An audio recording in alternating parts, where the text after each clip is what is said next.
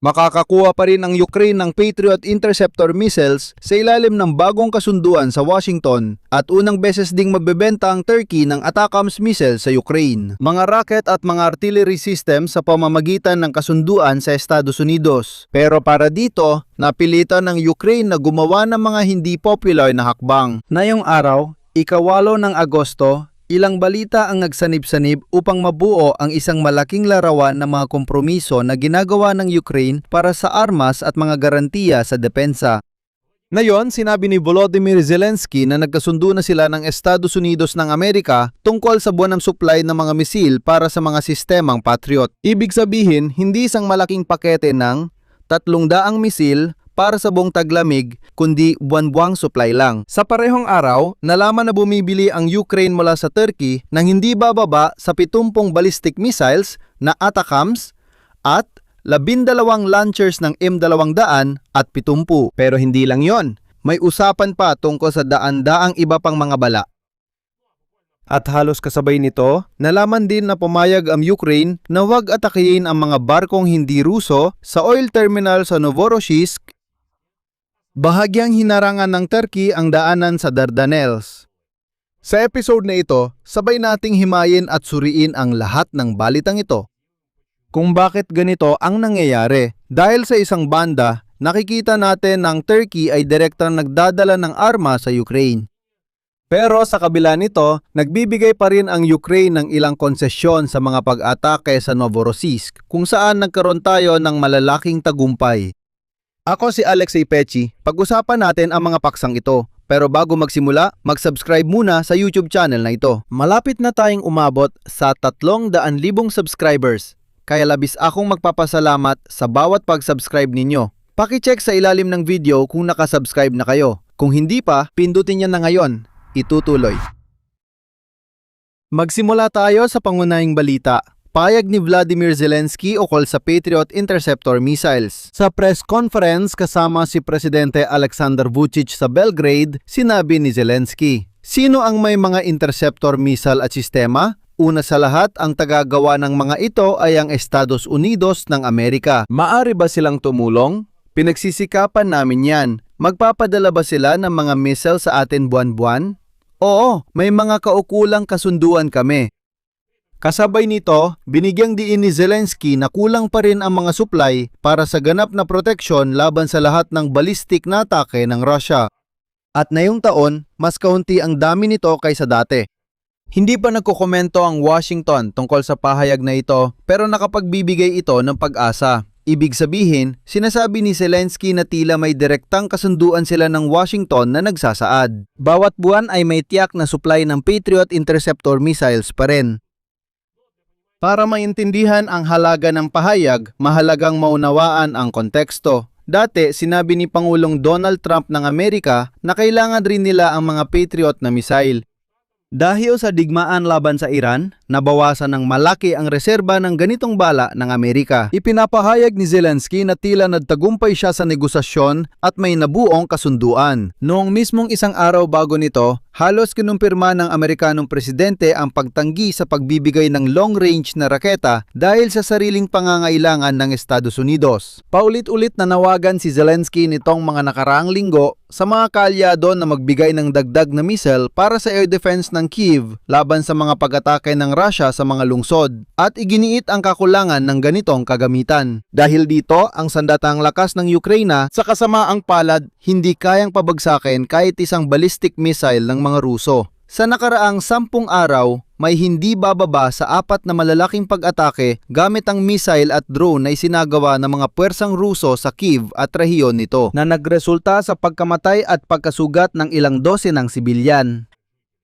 Ngunit gaya ng alam ninyo, hindi lang Kyiv ang tinamaan at noong gabi na Agosto 8, hindi na naman napabagsak ng sandatahang lakas ng Ukraine ang kahit isang ballistic missile ng mga Ruso.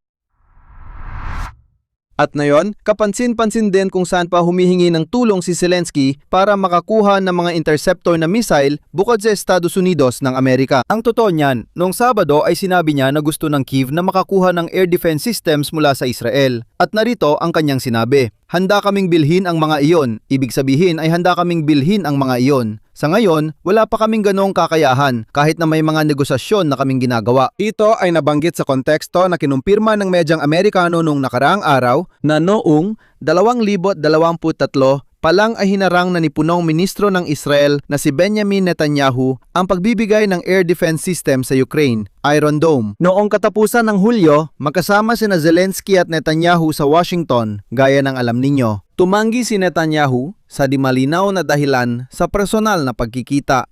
Nagkita lang sila sa libing. Kay Lindsey Graham, senador na nagtutulak ng matinding parusa sa Russia. Doon, ang pagkikita ay medyo tensyonado at naging maikli. At dahil nabanggit na rin natin si Lindsey Graham, kailangan kong sabihin, sa wakas bumoto na ang Senado ng Kongreso ng Estados Unidos para sa tinatawag na matitinding parusa laban sa Russia. Matagal nang isinusulong ni na Lindsey Graham at Demokratang si Richard Blumenthal nitong mga nakaraang taon. Ngayon, pagbobotohan ang pakete sa kapulungan ng mga kinatawan bago ipadala kay Pangulong Donald Trump para pirmahan.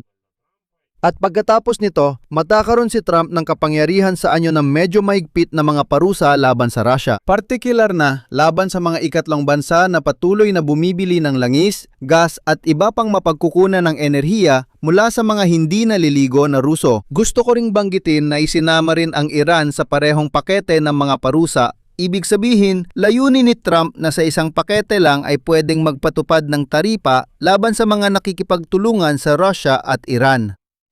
Ipinaliwanag ni Vladimir Zelensky kung saan inilipat ang focus ng paghahanap ng mga misil na pangharang lalo na sa Europa. Anya, lubos naming naunawaan ang mga realidad. Narito pa ang sabi niya, ang pangalawang usapan ay Europa. Sino ang may mga misil na pangharang? Meron ang mga Aleman at Polako. Sila ang totoong makakatulong. Sa kabila ng respeto at pasasalamat sa Alemanya, tumulong sila pati ang Poland. Pero ang tanong ay, sino ang makapagbibigay ngayon? Sinasabi ko ito sa inyo ng tapat. Araw-araw akong nakikipag-usap sa iba't ibang bansang Europeo para makakuha ang Ukraine ng karagdadang mga misil bukod pa sa American package. Dapat ding banggitin na may mga misil na pangharang ang mga bansang Europeo para sa Patriot system. Ilang buwan nang nakalipas, mismong si Donald Trump ay nanawagan sa mga Europeo at sinabi, tingnan ninyo, mayroon naman kayong mga misil na PAC-3? Bakit hindi ninyo ito ibinibigay sa Ukraine? Sabi niya, may digmaan sa Europa kaya kayo mismo ang magtanggol sa Europa. Pero natatakot ang mga Europeo na ibigay ang mga misil dahil baka mawalan sila ng depensa. Hindi na kayang punan ng Amerika ang kakulangan nila. Nagbigay pahayag si Zelensky na halos mistulang panunumbat sa buong kanluraning burokrasya sa mga nakaraang taon ng digmaan. Ipinaalala niya, mas tama, kinumpirma niya. Oo, totoo. Ito yung mga napag-usapan natin sa mga nakaraang episode. Na, sa unang taon ng malawakang digmaan, totoong humiling ang Ukraine noon kay dating Pangulong Joe Biden ng Estados Unidos na bigyan sila ng lisensya para makagawa ng mga misil na pangharang ng Patriot. Tumanggi noon ang Estados Unidos. Ito ang sinabi ni Zelensky. Kung nakuha lang sana namin noon ang mga lisensyang yon, gumagawa na sana kami ng Patriot para sa lahat, kabilang ang Europa. Pero ngayon, inaasikaso pa lang namin ang mga dokumento. Pero sa amin, totoong misil, hindi papel, ang lumilipad at pumapatay ng tao. Hindi lang Amerikano, pati Europeo dapat gumagawa nito. Matagal din naming tinatalakay sa kanila ang usapin ng mga lisensya. Ngayon, ang ikalawang bahagi ng kasunduan sa armas ay may kinalaman sa Turkiya ayon sa ulat ng kagawaran ng Estado ng Estados Unidos. Opisyal na bumibili ang Ukraine mula sa Turkiya ng 70 balistikong misil na M39 Atacms at 12 panglunsad na M270. Dumadaan pa sa pag-apruba ng Kongreso ng US ang kasunduan para sa muling pag-export ng armas ng Amerika, kaya formal pa lang ito. Turko na ang mga ito dahil nabili na mula sa Amerikano. Dahil gawa ito ng Amerika, kailangan ng burokratikong pag-apruba ng Washington para muling ibenta sa ibang bansa. Malinaw na ang Estados Unidos ang nagpasimula ng bentahan sa programang ito. Hanapin natin kung saan pa sa mundo may ganitong missile. Kung di na kailangan ng Turkey, ibenta na lang nila ito sa Ukraine. Bukod sa pangunahing pakete na binanggit ko, ang Ukraine. Dapat ding makakuha ang Ukraine mula sa Turkey ng higit pa sa 2,500. 26 na rocket na may cluster warhead at 47,203 na cluster shells para sa self-propelled artillery na 2S-7 Pion. Sa tingin ko, naiintindihan ninyo kung tungkol saan ito. Balak simulan ang paghahatid matapos ang pagsusuri ng abiso ng Kongreso, kaya formal na dokumentasyon na lang ang natitira. Lahat ng sandatang ito ay papasa ng Turkey sa Ukraine. Ang kahulugan ng kasunduan para sa magkabilang panig ay lubos na malinaw. Sa ganitong paraan, nababawasan ng Turkey ang kanilang mga stock na mga luma at lipas na armas. Pinalalakas ng Ukraine ang kakayahan nila sa malayo ang suportang putok. Tungkol naman sa mismong M-39 ATACMS na misil. Ito ay mas naunang bersyon ng misil na ito na may abot na humigit kumulang 165 kilometro. May dala itong kaset na warhead na 560 kilo na may halos 1,000 submunisyon na M74. Dinisenyo ito para tamaan ang mga tauhan at hindi nakabaluting gamit, mga sistema ng depensang panghimpapawid at iba pang mga target sa malawak na lugar. Ibig sabihin, gaya ng alam ninyo, seryoso itong uri ng kaset na pampasabog. Pero alam mo, agad mong mararamdaman na ang ganitong pakikipagtulungan sa Turkiya ay may kapalit. Ayon sa datos ng Bloomberg, sumang-ayon ang Ukraine na huwag umatake sa ilang mga oil tanker na hindi Ruso at sa infrastruktura ng dagat itim na may critical na kahalagahan para sa pag-export ng langis ng Kazakhstan. Nagtatag ang Kyiv ng mga contact point upang makapagpalitan ng impormasyon ang mga komersyal na tagapaghatid at matiyak ang ligtas na pagdaan ng kanilang mga barko. Ayon sa ulat, ang kasunduan ay naabot matapos ang pagpupulong ng mga mataas na opisyal ng pamahalaan ng US sa pamunuan ng Ukraine. Ito ay posibleng mahalagang hakbang para mapalakas ang daloy ng langis sa rehiyon, pero hindi ito langis ng Russia, inuulit ko. Nangyari ito matapos ang sunod-sunod na mga pag-atake kamakailan sa mga barko malapit sa terminal ng Caspian Pipeline Consortium sa Novorossiysk, Russia na nagdulot ng pagbaba ng aktibidad doon. At gaya ng alam ninyo, ang Kazakhstan ay napilitang bawasan ang dami ng kanilang produksyon ng langis. Ang terminal ng KTK ng Caspian Pipeline Consortium ay napakahalaga para sa pagdadala ng langis ng Kazakhstan sa pandigdigang merkado. Dahil wala masyadong kapasidad ang Kazakhstan para mag-export gamit ang mga alternatibong ruta. Mayroon namang mga alternatibong ruta pero sabihin na natin hindi ito sapat. At sa ganitong kalagayan, dapat nating tandaan na sa pamamagitan ng KTK ay dumadaan ang halos 2% ng pandaigdigang supply ng krudong langis at umaasa ang mga refinery ng langis sa Europa sa supply mula sa rehiyong ito. Sa ganitong kalagayan, may isa pa tayong kawili-wiling balita para rin hindi natin masabi na ika nga may nangyaring pagtataksil sa ganitong sitwasyon.